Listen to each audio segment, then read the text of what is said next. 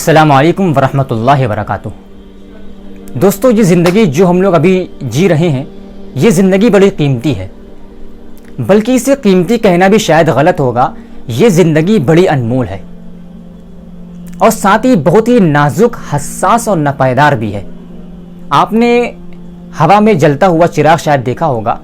کہ چراغ جب ہوا میں جل رہا ہوتا ہے تو کس طرح اس کی لو پھڑپھڑاتی رہتی ہے اور ایک دم بے چین رہتی ہے، اور کوئی بھروسہ نہیں ہوتا ہے کہ وہ چراغ کس دم اور کس لمحہ بجھ جائے۔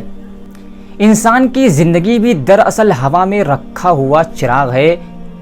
انسان کی زندگی کا یہ چراغ بھی کس دم اور کس لمحہ بجھ جائے کوئی گارنٹی نہیں ہے، کوئی بھروسہ نہیں ہے۔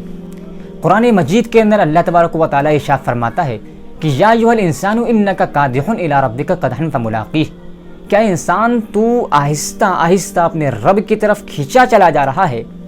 اور بہت جلد وہ دن بھی آنے والا ہے کہ جب تو اپنے رب سے جا کر کے ملاقات کر لے گا، اپنے رب سے جا کر کے مل جائے گا۔ دوستو، ہو سکتا ہے کہ ابھی اس زندگی کی قدر و قیمت کو اور اہمیت کو ہم سمجھنے کے لیے تیار نہ ہوں، اس لیے کہ ہماری بیماری یہ ہے کہ جب تک ہم صحیح سالم اور نارمل رہتے ہیں، ہم زندگی کی اہمیت نہیں سمجھتے، اس کی قدر نہیں کرتے ہیں۔ لیکن جیسے ہی گھر بیٹھے یا راہ چلتے اچانک سے ایک لمحے کے لیے ہمیں ایسا محسوس ہوتا ہے کہ دل کی دھڑکن رک چکی ہے، یا ایک لمحے کے لیے ایسا محسوس ہوتا ہے کہ سانس تھم گئی ہے، اس وقت ہمیں اپنی زندگی کی قدر و قیمت کا احساس ہوتا ہے۔ میں آپ کو ایک مثال دے کر بات سمجھانا چاہتا ہوں۔ اللہ نہ کرے، مان لیجئے کہ آپ اچانک سے کسی خطرناک قسم کی بیماری کا شکار ہو چکے ہیں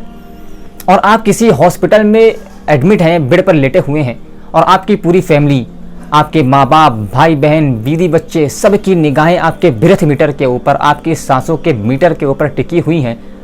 سب غمگین ہیں، اپنی آنکھوں میں آنسو لیے ہوئے ہیں، اور خود آپ کی نگاہیں بھی سانس کے میٹر کے اوپر، برتھ میٹر کے اوپر ٹکی ہوئی ہیں، اور نظر یہ آ رہا ہے کہ آپ کی سانسوں کا گراف ہر گزرتی گھڑی کے ساتھ ڈاؤن ہوتا جا رہا ہے اور برابر ہوتا جا رہا ہے۔ اس وقت زندگی کے بارے میں اور زندگی کی اہمیت اور قدر و منزلت کے بارے میں آپ کا کیا خیال ہوگا؟ یا مان لیجئے کہ اچانک سے